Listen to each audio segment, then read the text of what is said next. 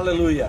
Hari ini tanggal 9 Agustus tahun 2021 saya berada di depan gedung yang dahulunya adalah Gereja Bethel Temple sebagai gereja induk dari Gereja Pentakosta di Indonesia. Gedung ini sudah berubah.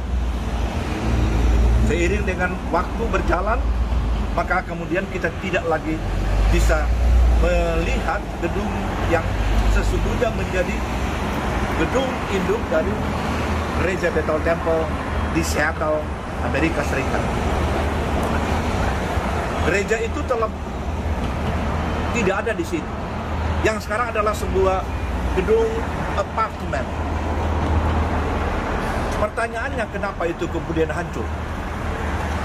Dan itu kemudian menjadi sebuah persepsi baru dari banyak orang yang melihat tentang keruntuhan gedung ini sebagai keruntuhan dari misi dan visi Bethel Temple Church.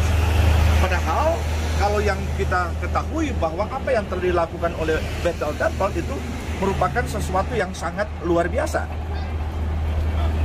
Pertama, bahwa gereja itu didirikan oleh W.H. Ofler pada tahun 19. Beliau dilantik menjadi pendeta pada Pine Mission Church itu, dan kemudian dari satu tempat tertentu kemudian berpindah ke Bell Street, dan kemudian akhirnya pada tahun 1944 gedung Bethel Temple itu didirikan dan memulai suatu pelayanan yang luar biasa. Sebelum gedung itu didirikan yang kemudian menjadi hancur dan sekarang berubah menjadi sebuah apartemen, tahun 1921 Gereja Bethel Temple telah memulaikan satu visi besar untuk memenangkan dunia. Mereka mengutus dua orang hamba Tuhan, Rick Van Claveren dan Krusper, itu berangkat ke Indonesia dan kemudian berhasil memberitakan Injil baik di Bali dan kemudian ke Jawa. Kalau dikatakan bahwa gereja ini itu sudah punah karena runtuhnya gedung ini dan berganti dengan gedung yang baru yang lain, itu tidak berarti bahwa gereja ini sudah tidak ada. Memang umat di sini sudah berpindah ke tempat yang lain. Tetapi gereja ini telah bertumbuh dengan luar biasa. Dengan penginjilan dari dua hamba Tuhan tadi, maka gereja ini telah menjadi sangat besar. Saya teringat pada gereja-gereja yang awal dalam perjanjian baru, gereja perjanjian baru itu di sana ada 7 jemaat yang hebat, yang luar biasa, yang berdiri di Asia Kecil. Yang sekarang adalah Turki. 7 jemaat yang disebut sebagai jemaat yang luar biasa yang ada di tangan Kristus, pemimpin-pemimpinnya. Lalu kemudian gedung-gedung bahkan kota itu runtuh dan tidak ada lagi orang Kristen di sana. Apakah gereja itu mati? Tidak. Bahwa kalau 7 jemaat di Asia itu telah sepertinya tinggal puing-puing dan ini kemudian berubah menjadi sebuah gedung, bukan berarti visi dan misi dari gereja yang telah berdiri seperti itu kemudian sudah selesai. Sebab yang inti sebagai gereja itu bukan gedung, bukan building. Itu boleh hancur, itu dibangun oleh manusia.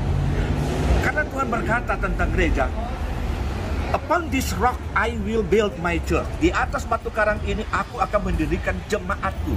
Jadi jemaat yang Tuhan maksudkan yang di dalam Matius 16 ayat 18 itu bukan buildingnya. Tuhan tidak membangun building, bukan, Tuhan tidak membangun gedung. Tuhan membangun gereja yang sejati, yang sesungguhnya. Di dalam 1 Petrus 2 ayat 5 dikatakan, "Dan biarlah kamu juga dipergunakan sebagai batu hidup untuk suatu rumah rohani, bagi suatu imamat kudus untuk mempersembahkan persembahan rohani, yang karena Yesus Kristus berkenan kepada Allah." Jadi gereja ini dibangun oleh Tuhan bukan sebuah gedung biasa, tetapi adalah dari himpunan orang-orang percaya yang telah ditebus, dimenangkan, diselamatkan, menjadi orang pilihan, dan kemudian tersusun menjadi satu konstruksi ilahi yang luar biasa, menjadi gereja. Rasul Paulus pernah menegur orang-orang Korintus yang kemudian persepsinya itu sudah berubah. Dia berkata kepada mereka, tiadakah kamu tahu bahwa kamu adalah rumah Allah dan Roh Allah berdiam di dalam kamu. Jadi kita jangan sampai salah di dalam menilai tentang gereja itu. Gereja itu bukan gedung. Gedung itu kemudian boleh ditinggalkan. Apalagi seperti sekarang, bahwa gedung-gedung mega church itu ditinggalkan oleh umat Tuhan karena pandemi COVID-19. Itu kemudian memaksa pemerintah harus mengambil suatu ketentuan dan peraturan supaya tidak ada ibadah di gereja. Tetapi umat Tuhan tetap sebagai gereja itu berada dan beribadah di mana saja.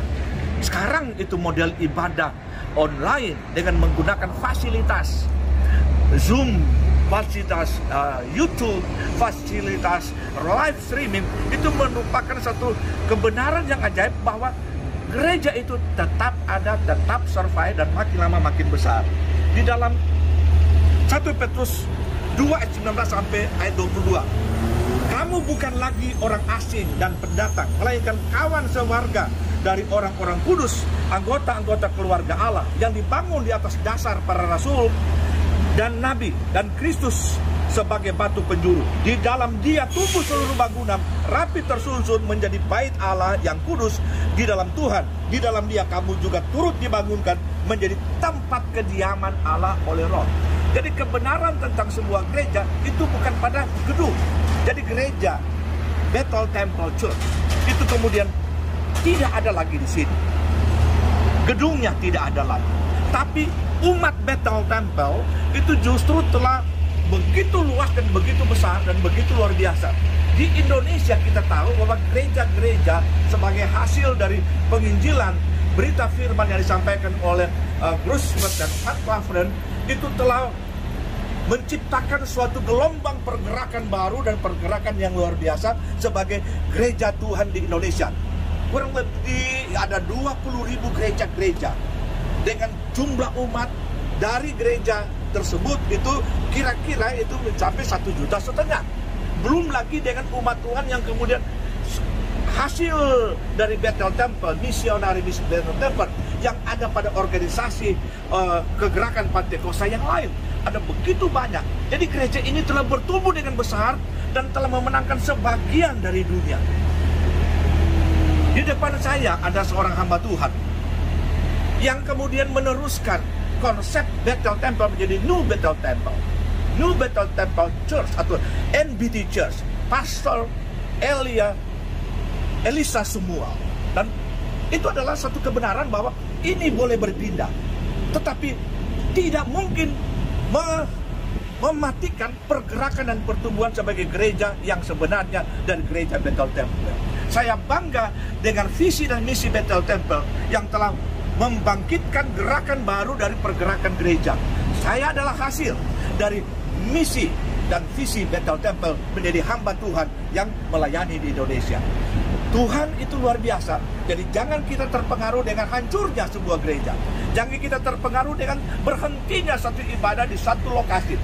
Karena gereja itu bukan gedung, bukan benda mati, tetapi gereja itu adalah saudara dan saya. Kita adalah orang-orang yang terpilih menjadi orang-orang yang dikasihi Tuhan, yang dibangun berdasarkan rencana yang ajaib dari Tuhan. Sekali lagi saya berkata, Tuhan menegaskan bahwa di atas batu karang ini aku akan mendirikan jemaatku. Artinya Tuhan berkata, kalau kita sebagai gereja tidak mungkin bisa digoncangkan dan dihancurkan.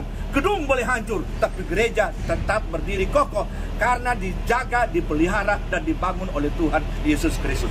Tuhan memberkati kita sekalian. Amin.